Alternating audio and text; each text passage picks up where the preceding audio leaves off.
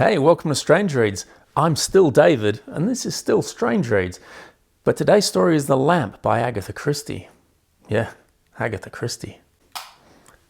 Practical spooky special effects.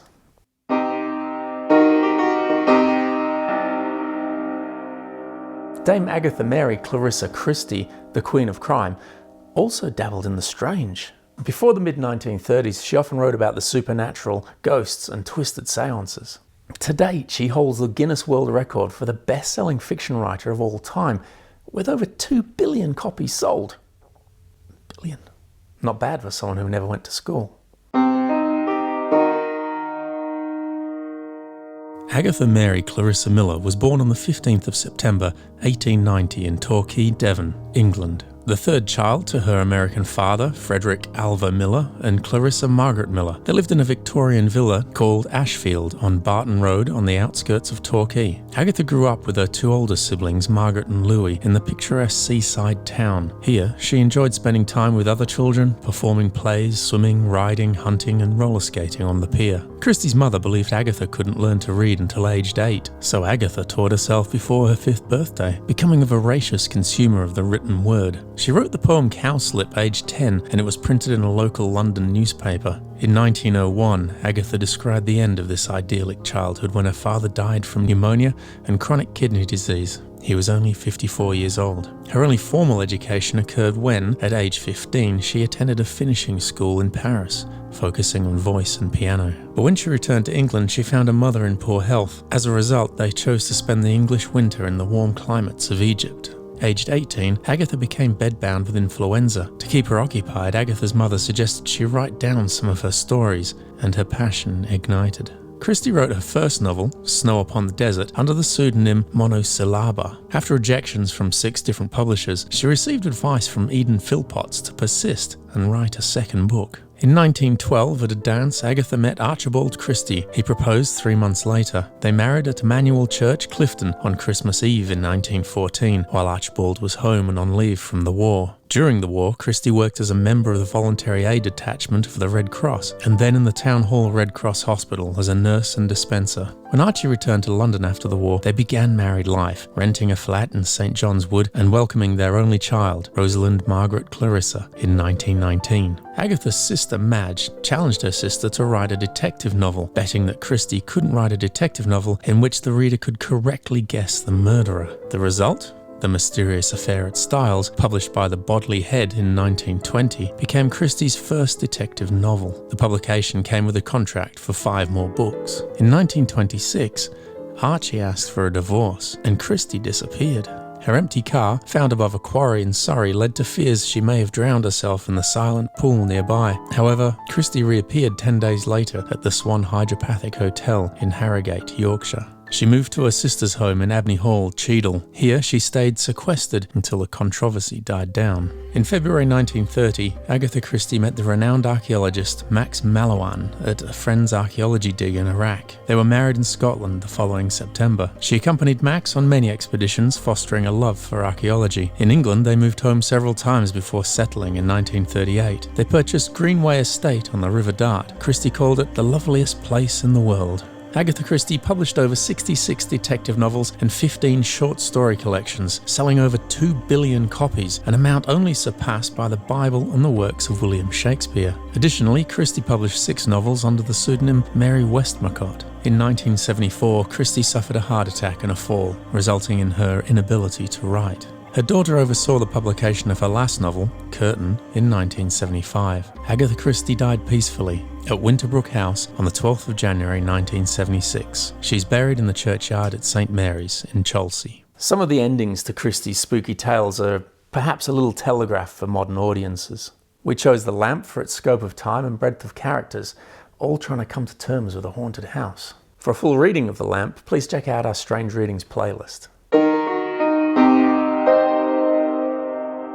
It was undoubtedly an old house. The whole square was old, with that disapproving, dignified old age often met with in a cathedral town. But number 19 gave the impression of an elder among elders. It had a veritable patriarchal solemnity. It towered greyest of the grey, haughtiest of the haughty, chillest of the chill, austere, forbidding, and stamped with that particular desolation attaching to all houses that have been long untenanted, it reigned above all other dwellings. In any other town it would have been freely labelled haunted, but Westminster was averse from ghosts and considered them hardly respectable, except at the appanage of a county family. So number 19 was never alluded to as a haunted house, but nevertheless it remained, year after year, to be let or sold. Mrs. Lancaster approached the house with a real estate agent, Mr. Radish of Radish and Foplow. She quite liked the look of the place, but could see a disparity between the asking price and the quality of the home. The rent is ridiculous for such a house. There must be some reason for it. I suppose the house is haunted? Mr. Radish gave a nervous start. Of course, that is all nonsense, she continued. It would be kind of you to tell me what thing is supposed to haunt this place. Mr. Radish says that nobody sees anything, but rather hears a child crying. He then tells her, about 30 years ago, a man going by the name of Williams took number 19. Nothing was known of him.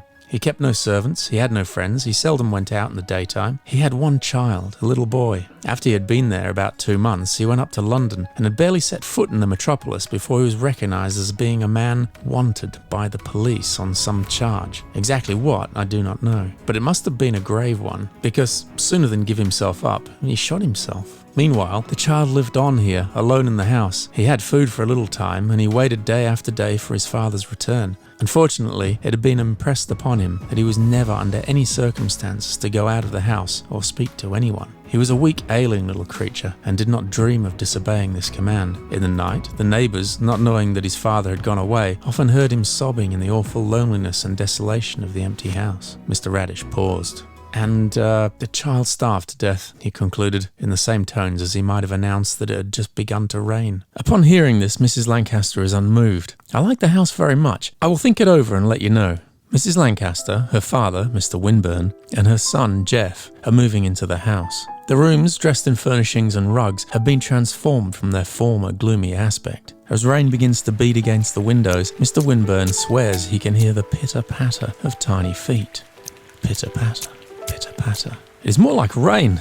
Mrs. Lancaster laughs at him. Jeff comes downstairs with a child's awe of a strange place. He loves it here and is desperate to explore the attics. We'll see about the attics tomorrow, his mother tells him. That night, Mr. Winburn dreams of a strange city, built for and occupied only by children. They ask if he's brought him. When he replies no, the children begin sobbing. The dream fades as he wakes up, but the sound of sobbing continues. He sits up and strikes a match, and the crying ceases in an instant. In the following days, he hears the sobs again. To further assure his conviction, he overhears the housemaid talking about Jeff. I heard him crying his little heart out only that very morning. Yet Jeff had been in fine spirits all day. Mrs. Lancaster remained the only one without any experience of this phenomena until one day Jeff asked, I wish you'd let me play with that little boy. Jeff tells her of a little boy sitting on the floor of the attic crying. I do want to do something to make him better. Mrs. Lancaster is about to reassure her son that there is no boy when her father shook his head. Jeff, that boy is lonely. You must find out how to help him by yourself. Like a puzzle.